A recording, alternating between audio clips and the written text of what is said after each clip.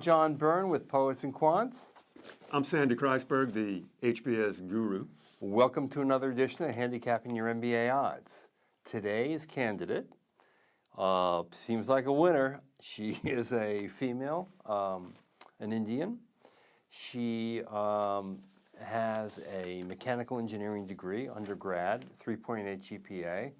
Her GMAT 710. She also has a graduate degree, I believe, in mechanical engineering as well, from an American public school, state school, with a 3.9 GPA. For 2 years, she worked for one of the major locomotive companies in the world. I'm thinking maybe GE or Siemens.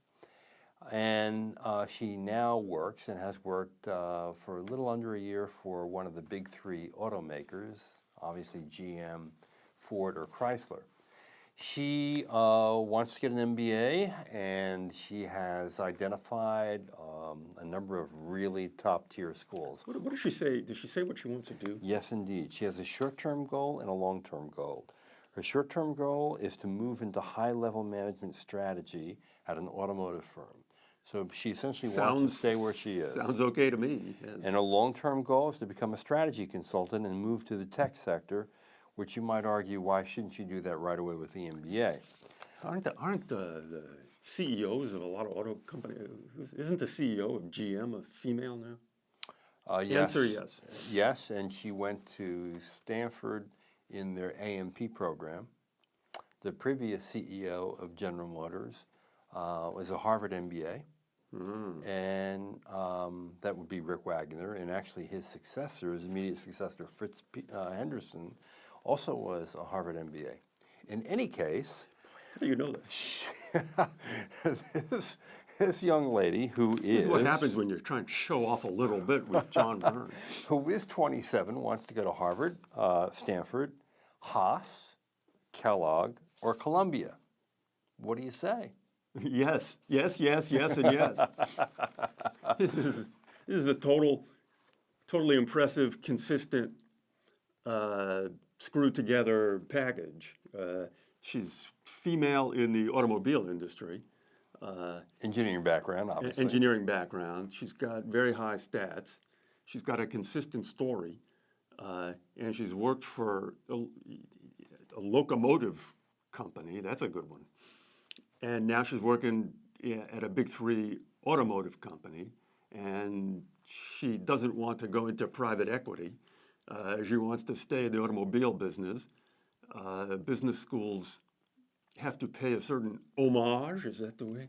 A certain homage to the big three automakers, even though they may or may not like them. They're here to, they're not going away. Right. And she's positioned herself as a progressive. What was her focus on? ZEV emissions? Zero emission standards, vehicle development, right? Wow. Yeah. So she's a progressive engineer who wants to pivot, transition into management. It's just a tight, consistent, attractive package. And we're back to the first rule of applying, John, which is? Differentiation. No, do no harm. Do no harm. But in her case, she's got great differentiation because, you know, one of the biggest problems with engineers who are Indian are that they all look alike. She does not look alike at all.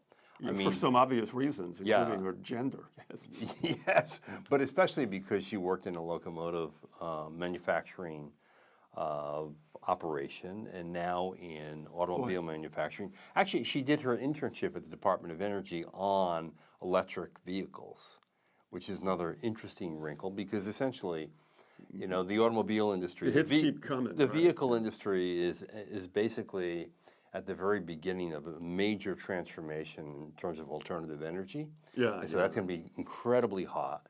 Tesla has been very successful. A lot of excitement over this new battery plant that they're building. And, you know, in the next 10 years, we're going to see incredible transformation of moving vehicles. And so that's a very hot area, and I think a lot of business schools could see in her background great potential. Agreed. She's not interesting as an analytical case because it's so strong. Yeah. So the advice is do no harm on the application, and just position yourself as you have, and don't blow the interview. For Stanford, we might,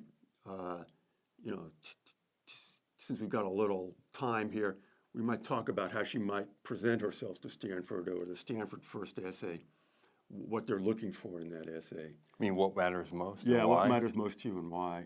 What they're looking for there, and we can expand upon this, would be not a victory lap, not a collection of best hits, but a kind of story about what's influenced you, what you've learned from mentors, what you've learned from people. It doesn't have to be professionally or automotive, automobile related or locomotive related. In the second essay, they're looking for the more traditional answer. So if she could execute a good Stanford 1 essay, where she talks about what she learned from a parent or a mentor, and then what she learned from a life event, and how that's influenced her goals in a much broader sense than just professionally. Yeah. That's what Stanford's looking for. You, She's an interesting case. you want to make sure they know she's not a nerd, well, right? she's also a case of Stanford takes people like this even if you don't do the essays well. Yeah. And to Bolton's credit, he's admitted that. He said sometimes we admit people with what we would consider, not the essays we're looking for.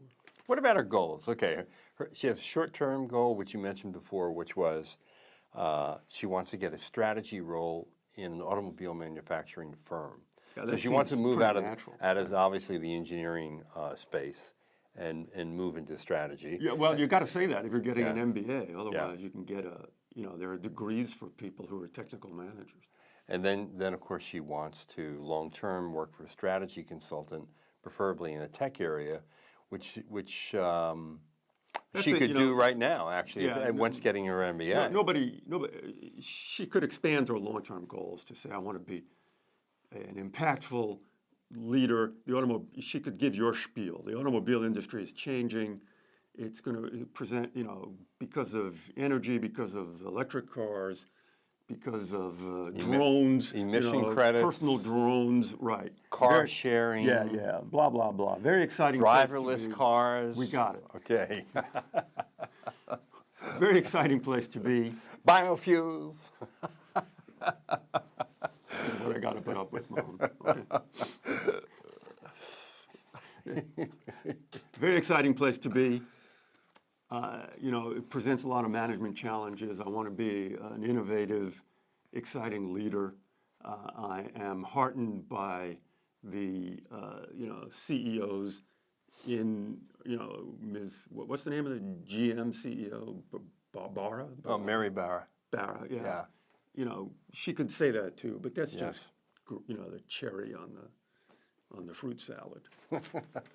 Okay, Stanford odds. I'm being pretty easy on Stanford, but I gotta say, people like this get into Stanford all the time. I mean, she's really solid, 40%. Wow, that's high for the most selected school in the country. Yeah. How about Harvard? Same? Same thing. Yeah. And the other schools, you just have to convince them you want to come. It's 50% plus. Right. And that would be for Berkeley, Kellogg, and Columbia, 50% plus. Columbia might sniff out this as why? We're a city school. We don't have much to do with the automobile industry. You don't sound like a Columbia person. So this could be a Columbia wait list. Prove it. Your wait list, the Harry Truman wait list. Do you know that one? No. You show me. Show me, okay. You're on the wait list. The great Missouri State. Yeah, show slogan. me you want to Show come me. here. Exactly. Yeah. All right. Well, we think you're golden unless you blow the application, blow the interview, which we think is highly unlikely given what you've already accomplished with your life. So good luck to you, and for all the rest of you out there, if you have a profile that you would like Sandy to take apart, although he's been incredibly good today with people here. Just send it in, put it in the comment section below, and we'll have a look at it. Meantime, good luck to all of you applicants out there.